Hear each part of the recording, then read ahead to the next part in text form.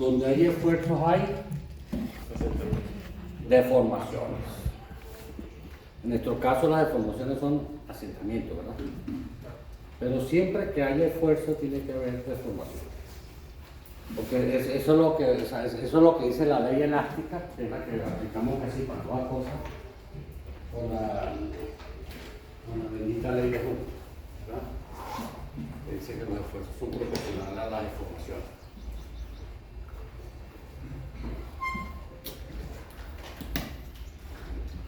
Entonces tenemos incremento de esfuerzos verticales en una masa de suelo causado por una carga. Ahora, si yo tengo una carga puntual y yo quiero saber cuánto es el incremento de esfuerzo de esa carga que le estoy metiendo al suelo a cierta profundidad, entonces tenemos que hacer un planteamiento de las ecuaciones, ¿verdad? Según Boussinet, ¿verdad? Él dice que según el análisis, el incremento de esfuerzo vertical en un punto A causado por la carga puntual está dado por esta expresión. Estamos calculando puro esfuerzo vertical. No estamos metiendo con. Porque acuérdense que siempre en un sistema de estos siempre va a haber esfuerzo vertical y esfuerzo en otras dos direcciones. Eso no nos interesa. Nos interesa es el esfuerzo vertical. Entonces, si nosotros llamamos R la distancia que hay, trazando una vertical, ¿verdad?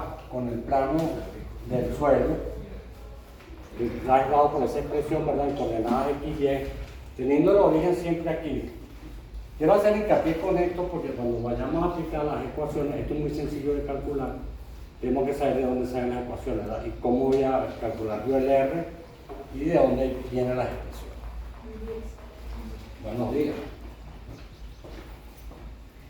Entonces, el punto tiene las coordenadas X, Y, Z, ¿verdad? Entonces tenemos que el esfuerzo vertical en Z, que es la presión efectiva, ¿verdad?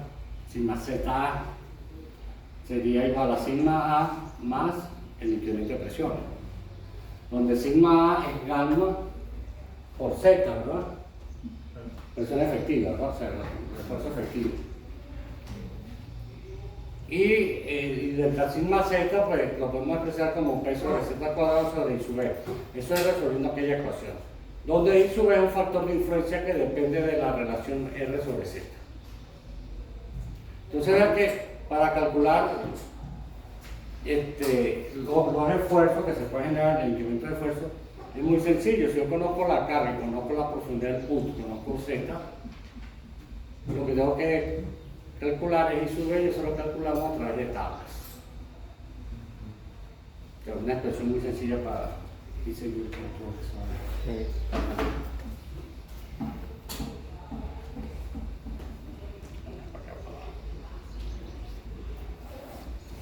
Entonces ahí tenemos, vienen las variantes, ¿verdad? Esfuerzo de un área circular cargada. Acuérdense que aquel era para una carga puntual. No supone que yo tengo una zapata circular y esa zapata transmite un esfuerzo uniforme al suelo, ¿verdad? Con su cero. Entonces, la diferencial de Q, ¿verdad? Porque la carga Q sería la integral de toda la fuerza en el centro de gravedad de esta área donde actúa, ¿verdad? Sería la resultante. Recuerden ese diagrama de fuerza, cuando nosotros estamos en la señora estática, le ponen un triangulito, una carga constante, uno calculaba siempre la resultante, ¿verdad? Para poder calcular los momentos y calcular las reacciones. Y para después dibujar los diagramas de fuerza constante y momento vector. Entonces, el incremento de presiones que puede haber en un punto A o A', ¿verdad? Mira que el punto A lo vamos a tener exactamente en el centro del círculo y el punto A' lo tenemos desplazado del centro de gravedad del círculo donde está ese diagrama de expresiones. Entonces dice que delta sigma es igual a aquella expresión. Nosotros, mire, yo lo voy a hacer clarito, porque no tengo esta discusión en el departamento de estructura con el más profesor. Porque yo le digo a ellos que yo no estoy dando matemáticas, ¿verdad? Y ese problema lo hemos discutido desde la señora estática, sobre todo el último tema, que era trabajo virtual y equilibrio. No sé si lo están dando o no lo están dando. Entonces, hay muchos ejercicios que están propuestos en el Newton, que la mayoría de esos ejercicios son matemáticos. Porque aparte de eso no vienen con datos ni con puros literales. Entonces, para buscar el equilibrio hay que hacer la primera derivada, ¿verdad? De esa ecuación con respecto a la variable que uno tenga, calcular las raíces y esos son los puntos de equilibrio. Y para hacer son los puntos de inestabilidad. Y para saber si está en equilibrio hay que sacar la segunda derivada y volver a evaluar. Entonces muchas veces la expresión de derivada muchas veces queda, cuando uno plantea las ecuaciones de equilibrio de energía, muchas veces quedan por debajo en los dividendos, dentro de una raíz y dentro de esa raíz dentro de un corchete, con un sumando. Entonces eso es un problema matemático. Entonces no es un problema de lo que estamos estudiando. Y yo eso odiaba y peleaba con ellos porque ellos, cuando íbamos a hacer examen, que en aquel entonces era examen para todo el mundo el mismo, siempre había siempre había la pelea conmigo por eso, porque yo no estaba de acuerdo en poner ese tipo de ejercicio. Entonces, bueno, se llegaba a un acuerdo y va el ejercicio. Yo le decía a los muchachos, el que me plantea a mí las ecuaciones bien hechecitas y todo, y así no me haga la idea, tiene los puntos de ejercicio. Porque yo no digo la última parte. Es más, yo ni siquiera sé resolver esa área. Claro, que uno tiene que estar claro en la vida. Yo no me acuerdo de esas integrales, esas derivadas compuestas y más, no sé, me lo voy a saber. Bueno, la vi yo no en el año 79. Yo tenía ingeniería. Ayer. Matemática 2, ¿no? En el 78, cuando empecé a tener ingeniería en el segundo semestre del año 78. Yo era matemática 2. No. Integrales dobles, triples. No, pero eran derivadas, era matemática 1. O sea, fue en el primer semestre del año 78. Hace mucho. Hace como cuántas noches. Yo tenía una hermana que ella sí era muy buena en matemáticas. Y yo cuando tenía ese problema, ya empezaba a resolver esta vaina aquí. Me lo daba. No jodas. Y me pone una vaina de un examen, una tapa, chico.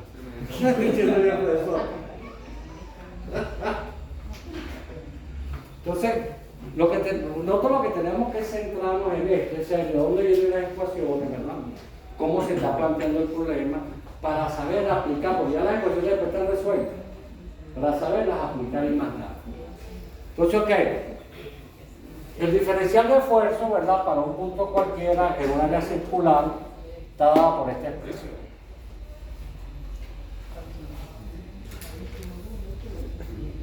Si nosotros queremos calcular esa diferencial, pues tenemos que resolver esta señora integral que está ahí, ¿verdad? Vea que es con respecto a R, ¿verdad? O sea, tiene dos variables. Si usted ve la integral, tiene dos variables. Tita y R. Entonces, bueno, esos locos se ponían a estudiar, buscaban matemáticos y resolvían. Entonces, la solución de eso es igual a esto, que el incremento de presiones es igual a esta expresión. Entonces, esta es la solución cuando A está debajo del centro del círculo, dice que delta sigma secta es igual a con su 0 por I. ¿Quién es I? Pues I es el factor de influencia para calcular el incremento de presiones. Entonces, para puntos A' que no estén en el centro del círculo, ¿verdad? Que estén desplazados pero debajo del área, o puede estar fuera del área. Después vemos eso. Para puntos A' localizados a una profundidad R, desde el centro de la superficie y una profundidad Z, usamos la tabla 5.1.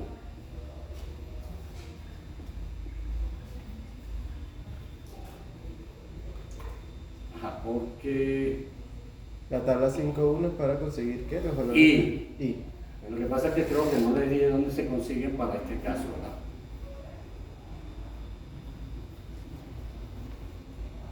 En la solución de estos problemas, el Q sub 0 lo vamos a conocer porque es la carga que viene estimada de la estructura, del cálculo estructural. ¿Estamos claros? El problema lo tenemos con el señor, el índice de influencia, ¿verdad? Vamos a adelantar un poquito bastante. Dice que ese I, que el factor de influencia, depende de la relación R sobre C. Después vemos en qué tabla usamos, porque son dos tablas nada más. Sí, no lo puse ahí. Pero para puntos que estén desplazados usamos la tabla 5.1. Lo mejor para los puntos que estén exactamente debajo de ella, va a ser igual a un factor de influencia que tiene que estar en otra tabla. Pero vamos a ver aquí. No, que no está definido aquí.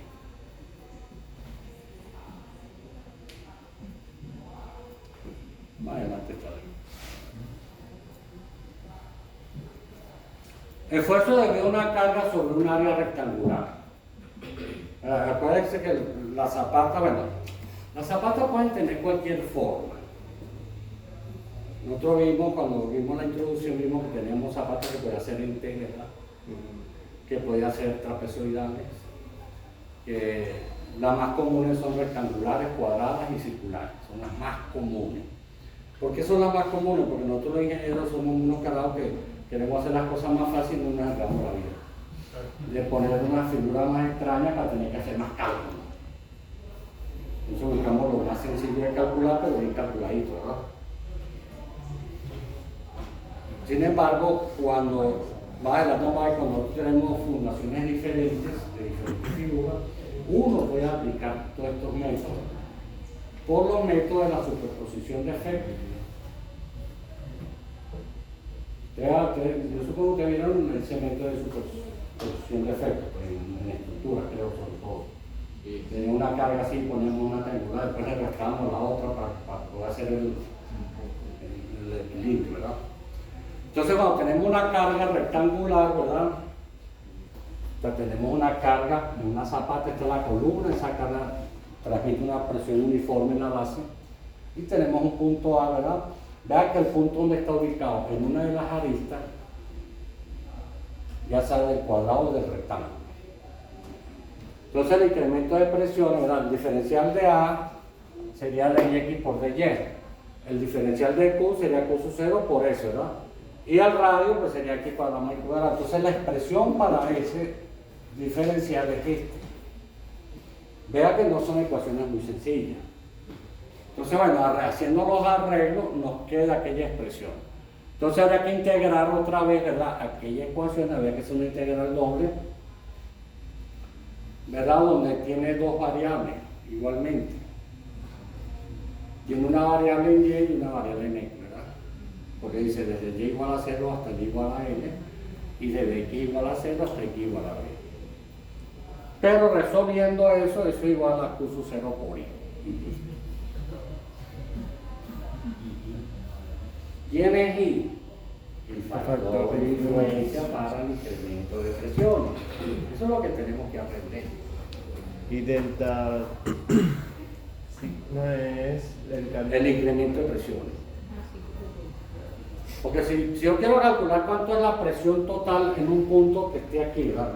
Este punto. Este punto que está aquí y está acá. Si esto tiene un gamma y esto es H, entonces la presión efectiva en A va a ser igual a gamma por H más delta sigma.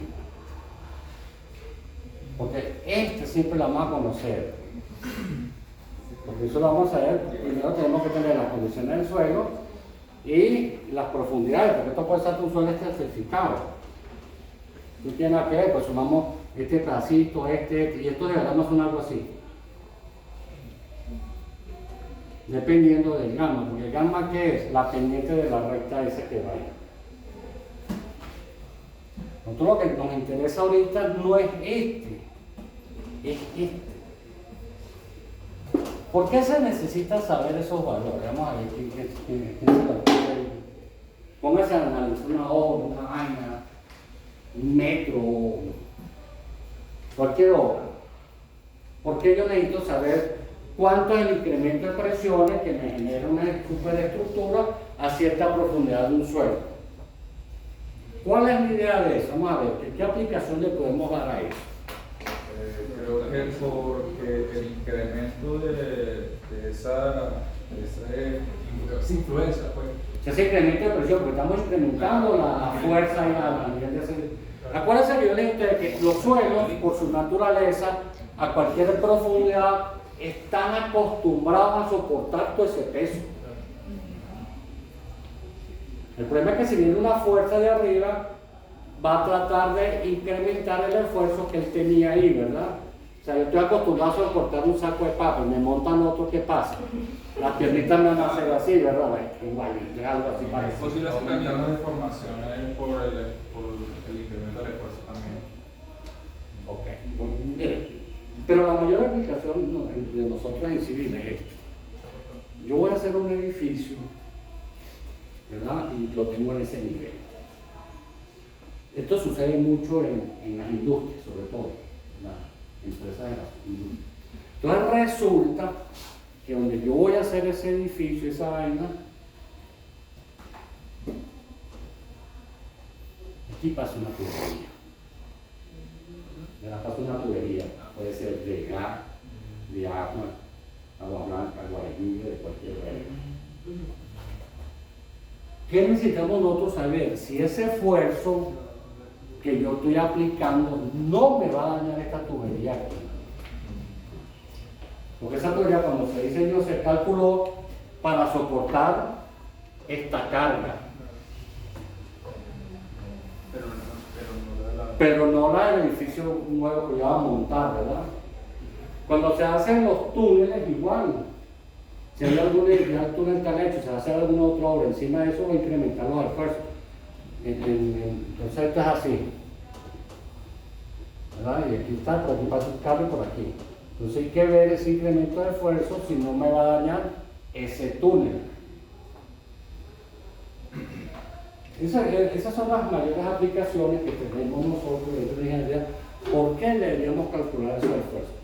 Y segundo, porque ese incremento de esfuerzo es el que me va a generar a mí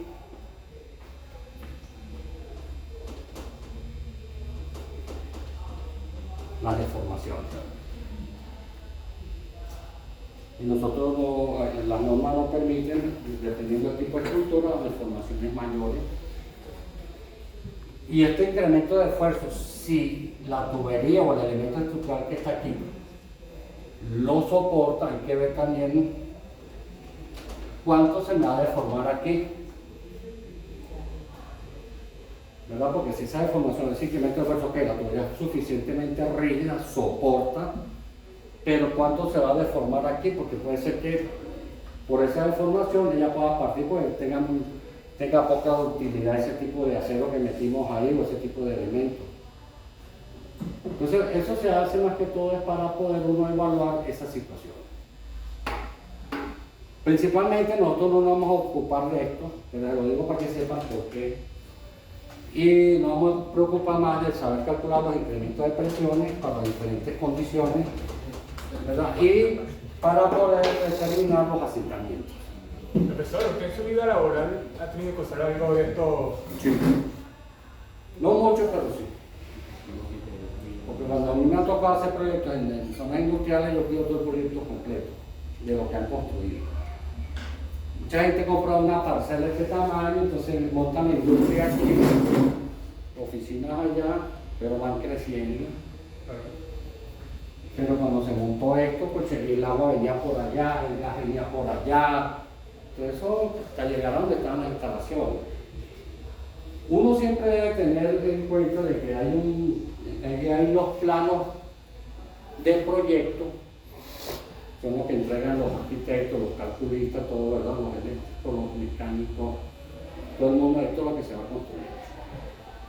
Y uno, el deber ser de uno, si uno es el ingeniero residente de esa obra, es agarrar esos planos, tenerlos siempre a la vista y anotar en esos planos toda modificación que se haga. Que se haga el plano. Que se haga en obra. Claro. Anotarlo en el plano. Si es posible, rayarlo. Y después dárselo a los dibujantes y hacer los planos de construcción final. Para que eso se guarde y cuando vaya a ver ampliaciones, saber exactamente, porque lo mejor el plano original, decía, mire, la tubería de gas viene por allá, la cruzamos aquí así, nos venimos para acá. Pero resulta que yo voy a conseguir un punto más cerca por aquí. Entonces una vez me tiene por allá, yo vengo por aquí y la meto aquí. Pero una vez que el plano está aprobado por el municipio, se puede modificar. Bien, digo, yo te voy a decir una vaina, y apenas esto de una vez. Los planos de un proyecto, de una estructura o de una obra se hacen para poder estimar costos también. Pero los planos de construcción son otra cosa. Yo en mi vida he hecho una obra tal cual como ponen los planos. Esto es imposible. Siempre aparecen cosas que no estaban dentro de los planos, que no estaban dentro de los estudios, y uno tiene que buscar la solución y dibujarlo para saber qué modificaciones hicimos. Pero yo jamás en mi vida he hecho una obra tal cual como hice un plano. Nunca, eso es imposible. O sea, estas serían las obras ideales, que no existen. Siempre en obra uno llega con unos planos, uno planifica, que hay más cerca, por aquí. Y uno tiene que estar observando todos los días y aparecen problemas, cómo vamos a solucionar esto, y vamos a hacer esto así. Dibújamelo aquí en el mismo plano, ráyame lo que estamos haciendo, háganme las medidas para saber cuál es la posición final de esas tuberías o de esas instalaciones. Pero eso es imposible que uno haga una obra tal cual como dicen los planos. Ni en los McDonald's. Yo hice como 10 McDonald's a nivel nacional. Ni Farmatodo, que esos son igualitos en todos lados. Que son casi igualitos todos, siempre hay modificaciones. Y entonces todos los McDonald's son iguales. Los McDonald's es un pedazo de galpón vestido bien bonito. Sí, es un galpón. Si usted le quita el cielo raso y lo que ve es una rosacea. Un poco de todo, una araña, por ahí.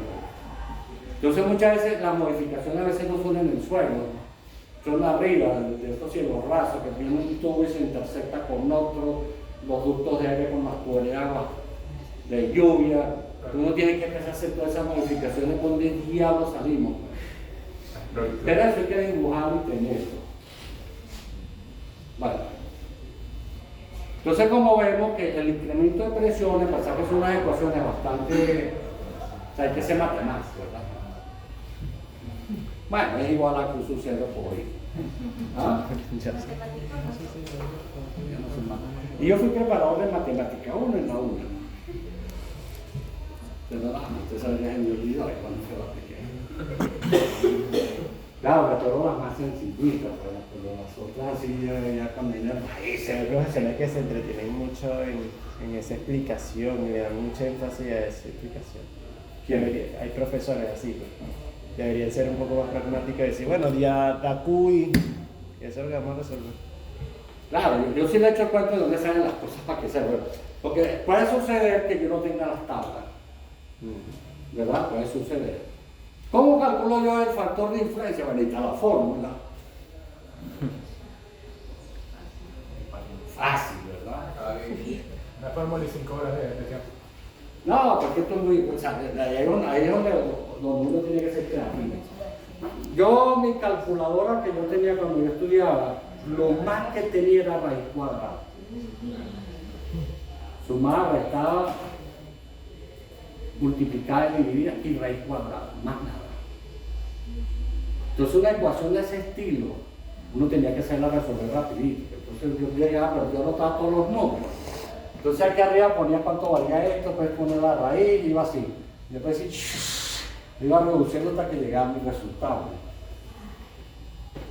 Entonces uno tenía que idear cómo resolver. Entonces, vamos, aquí hay unas condiciones. Si M2 más N2 más 1 es menor que M2 por M1, M2 por M2, implica que esa tangente es negativa, ¿verdad? Esto, en este caso, sumamos pi dentro de ese corchete, ¿verdad? Y M y los valores de M es B sobre Z y N L sobre Z. O si tenemos la tabla 5, para que no vamos a enredar la mierda, tabla 5 y listo. Pero si uno no tiene las tablas y uno por casualidad se aprendió la ecuación, ¿verdad? Y la tiene en la mente, no va a hacer un tiempo. Una pregunta así nada más por más a la pasada. Ese M que simboliza, ¿qué representa? Por eso son factores que ellos... Usted sabe lo que es un cambio de variable matemática. Que se aprende.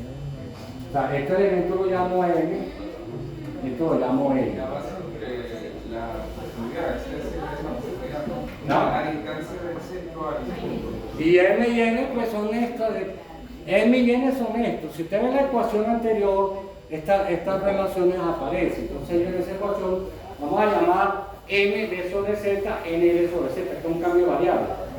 Y la meten ahí y se le hace más fácil la solución. ¿Por qué se puede hacer eso? Pregunto yo. ¿Por qué yo paso un cambio de variable en unas condiciones de ser una ecuación matemática? Porque estos valores son físicos y no van a cambiar. Si no, yo no puedo hacer cambio de variable. Puede decir que está así, pero si esto fuera variable, o sea, si para la posición de un punto variara B y Z, ya estamos. Pero ya son puntos definidos que no lo puedo hacer. Entonces esa fórmula se utiliza para calcular El factor de influencia. ¿Para todo desplazado también? ¿O Para todo. Para todo.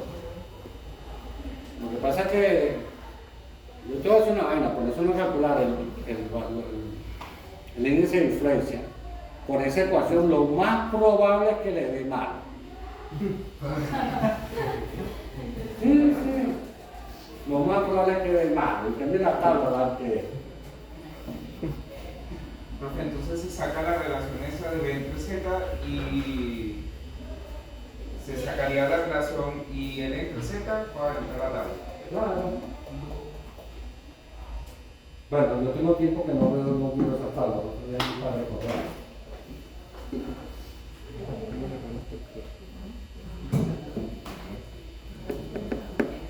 Si usted entra con la relación M, N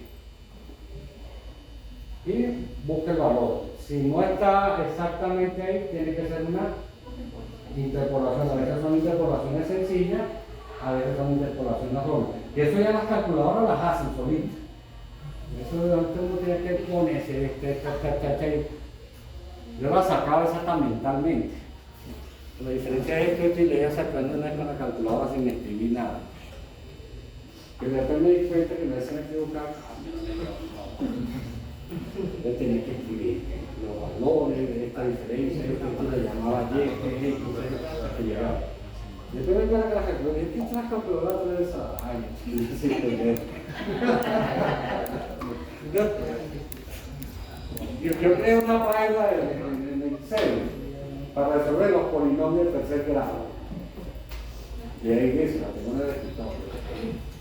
Polinomios de tercer grado. Yo le meto los valores y me lo resuelvo. Y después digo, es que la calculadora lo hace también, ¿no? Bueno, vamos a ver si esto aquí me delante. Bueno, aquí tenemos entonces el índice de influencia, ¿verdad? O nos vamos a la tabla 5.2. ¿Qué es más fácil? Si tenemos la tabla 5.2, ¿verdad?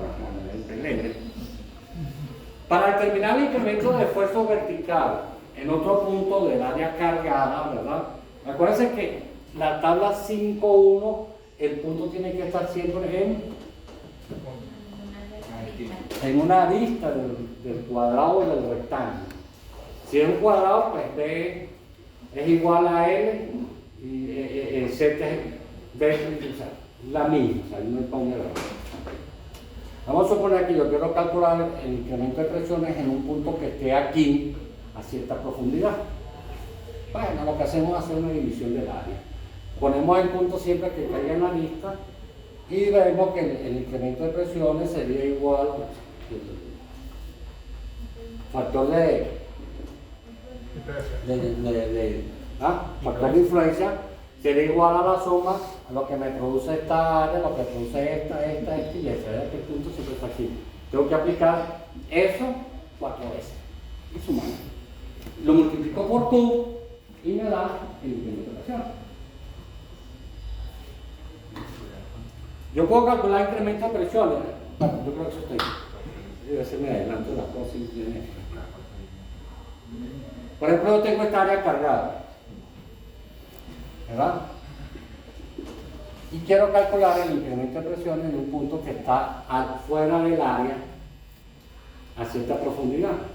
Y eso se hace mucho, sobre todo en las grandes capitales, en las grandes urbes, donde pasan los sistemas metro y esas cosas y van a construir, porque van a evaluar si este edificio de 40 pisos, de 50 pisos que voy a montar aquí, no me va a afectar el paso del tren que está aquí a tantos metros y a tal profundidad. Usted siempre tiene que, o sea, hay una figura que uno nunca debe dejar de olvidarse.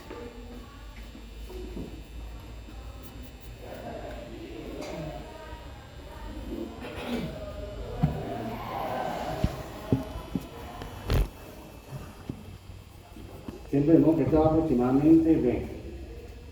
Si esto es 20. Los planos de falla son estos.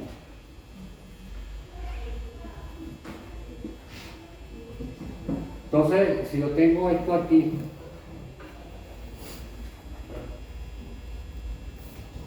¿qué está pasando? Esta presión me está creando un plano de falla aquí. Y ese plano de falla puede afectar mi estructura. Precisamente este es para uno poder evaluar esas situaciones. Entonces, si yo quiero calcular el incremento de presiones de un punto que esté fuera del área que yo estoy cargando, pues es muy sencillo, ¿verdad? Yo tomo un área 1, que sería esto aquí así. ¿Verdad? Después tendría un área 2, que sería esta aquí así. Ya que siempre voy a tener el punto en la lista. Después voy a tener un área 3. Y después un área 4 que sería esta. Y lo hacemos por el método de la superposición de efectos, ¿verdad? Yo digo que el incremento de presiones para ese punto A, o sea, el índice de influencia, perdón, es igual al índice de influencia 1 menos el índice de influencia 2, ya resté esto, ¿verdad? Esto y esto que lo estaba metiendo en todo el área, menos el índice de influencia 3 para restar esto, pero estoy restando 2 veces este, ¿verdad? Más este índice de influencia de ese pedacito. 0 mata 0. Ay Dios. No manda la pizza sale. Se apaga el regulador.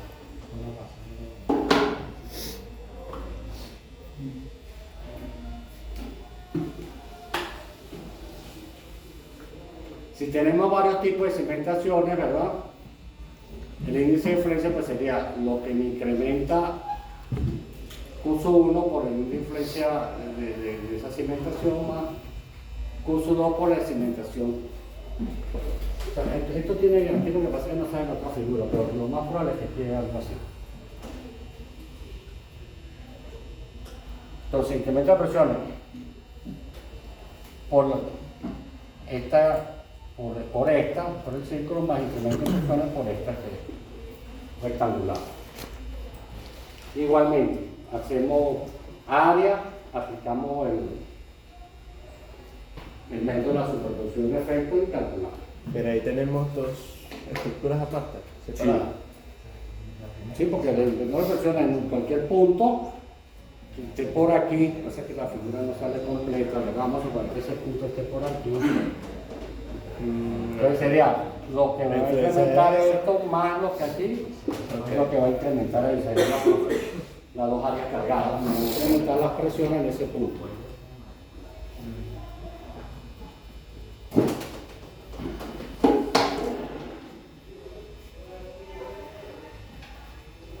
Tenemos el otro método de calcular el incremento de presiones que se llama el método 2 a 1. Dice, para determinar el incremento de esfuerzo vertical en el centro de una superficie rectangular cargada, tenemos que la expresión es esa. Entonces es como proyectar la zapata, una pendiente 2 a 1 y no a esta otra área, ¿verdad? Y el incremento de presiones lo podemos calcular a través de esa fórmula. ¿Qué limitante tiene esa? Que solamente es para zapatas rectangulares o cuadradas y que el punto del incremento de presiones esté en el centro de esa zapata.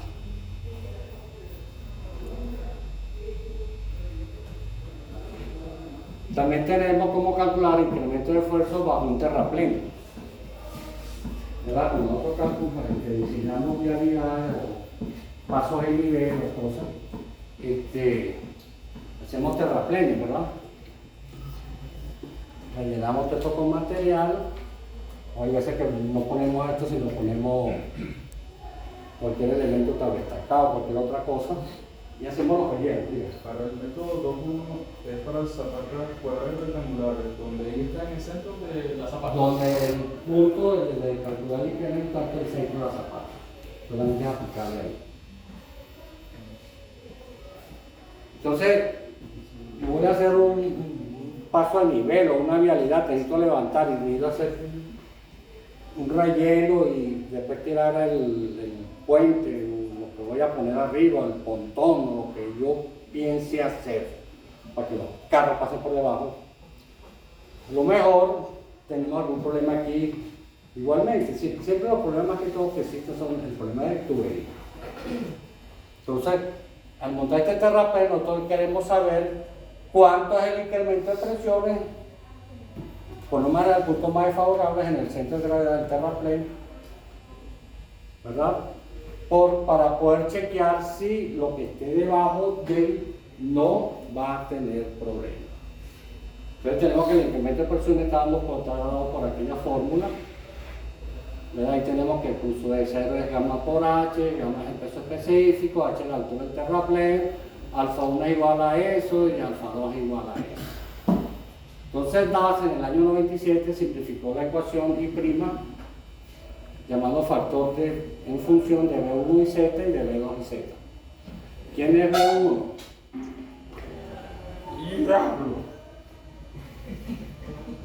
La mitad del ancho del terraplén arriba y B2 es el ancho del terraplén en desnivel, ¿verdad?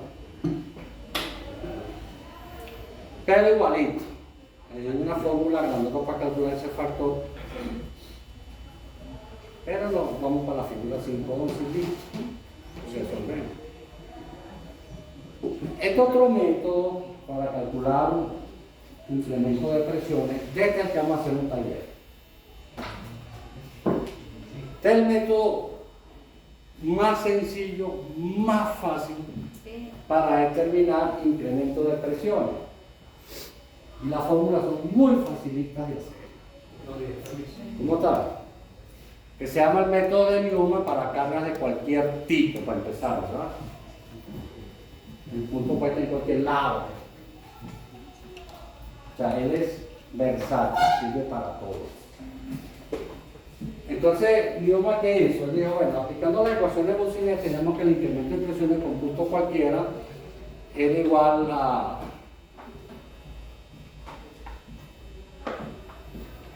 la expresión que tenemos arriba que dice que 3Q sobre 2pi z al cuadrado, diferencial de área 1 más la relación R sobre Z elevado a la 5 media. Siendo el diferencial de área, ¿verdad? Que es el área de un anillo, ¿verdad? 2pi por diferencial de R, sustituyendo eso e integrando, ahí no aparece la fórmula, por eso que se la comió el video bien.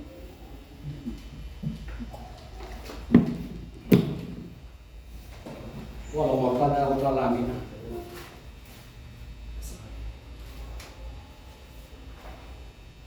Para integrando,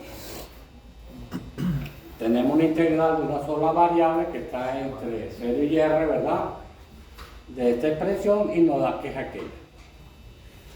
Si despejamos de aquella función que nos dio Q igual a 1 menos 1 sobre 1 más R sobre Z elevado a la 3 medio, Si despejamos eso, R sobre Z de aquella expresión, nos da esto.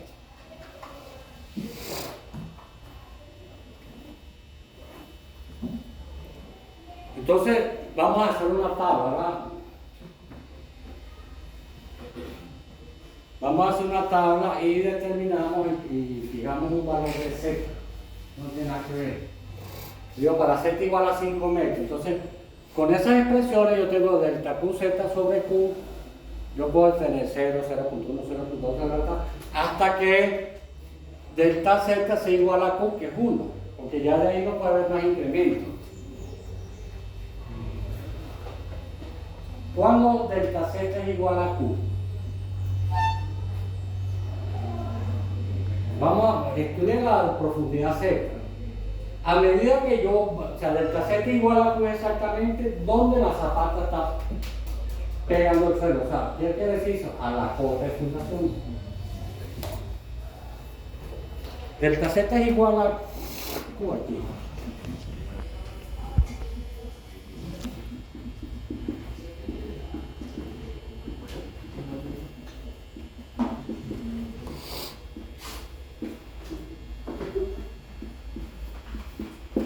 ¿Cierto, verdad? Delta Z es igual a Q exactamente en este punto. Porque ahí está sintiendo al suelo toda la carga Q, o toda la presión Q. A medida que yo voy bajando, si esto vamos a hacer, esto es Q, y ya va haciendo así. O sea, una asíntota que ya va haciendo así. Hasta que llega un momento donde el suelo ni se entera de que tiene esa carga arriba, ¿verdad? A medida que vamos bajando, el incremento de presión también va disminuyendo. Entonces eso es lo que hicimos aquí. Después sacamos la relación R sobre Z. Entonces para R igual a 1, R igual a 2, hasta R igual a infinito. Y con esta relación calculamos el radio R.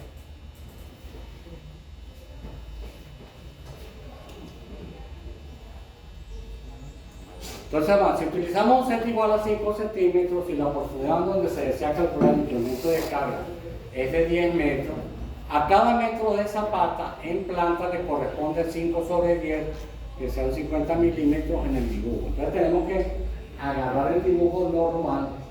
Eso no es un taller aquí. Agarramos el dibujo, sus dimensiones normales, la escala que tiene, y lo transformamos al dibujo de la escala de la carga. El dibujo del área cargada se coloca sobre el abaco de tal forma que el centro de los círculos coincida con el punto en el cual se les va a determinar el incremento de carga.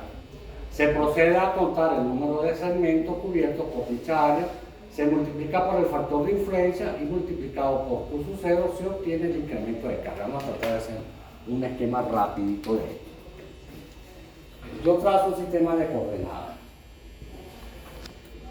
Calculo el curso más delta Z sobre Z, ¿verdad? Vamos a la tabla anterior.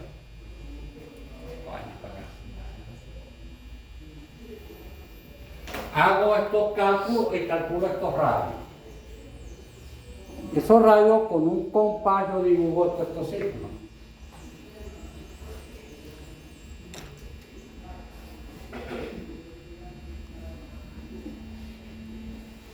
¿Verdad? Son para ver. 0 en el punto. 1, 2, 3, 4, 5, 6, 7, 8, 9. El infinito no lo dibujo porque tendría que tener un compás infinito, ¿verdad? Y no lo tenemos.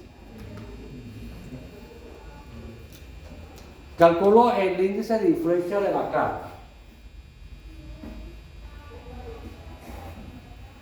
Eso no lo voy a poner, cómo lo vamos a hacer, pero calculo ese índice de influencia. Y yo voy a calcular, vamos a suponer, yo tengo esta figura, tengo este punto A, para una profundidad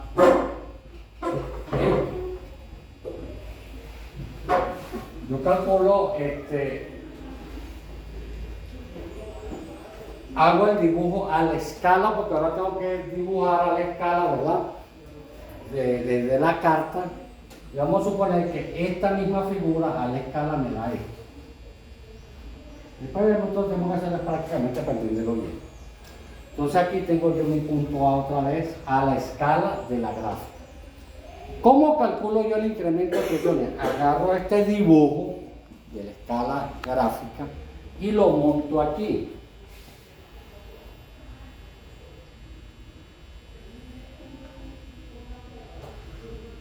Y cuento el número de sectores. Los sectores son estos: 1, 2, 3, bueno, perdón. Esta carta yo tengo que dividirla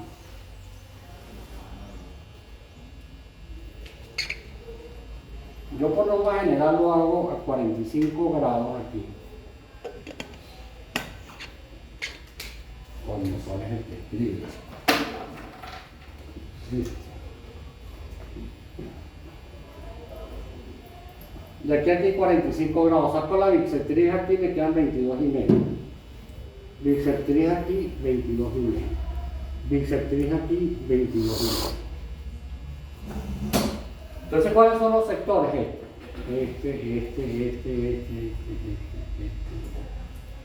Este. No, estos no. Son que están dentro de la bisectriz. Este y este. Aunque este no.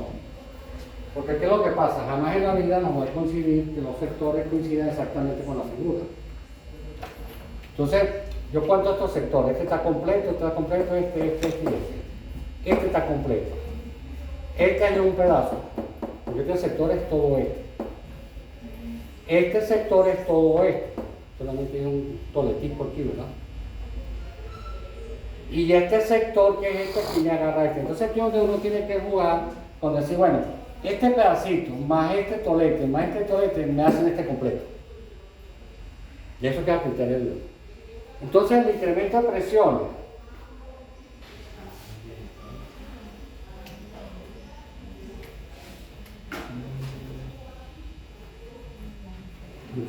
presión por esa carga Q va a ser igual al índice de influencia por el número de sectores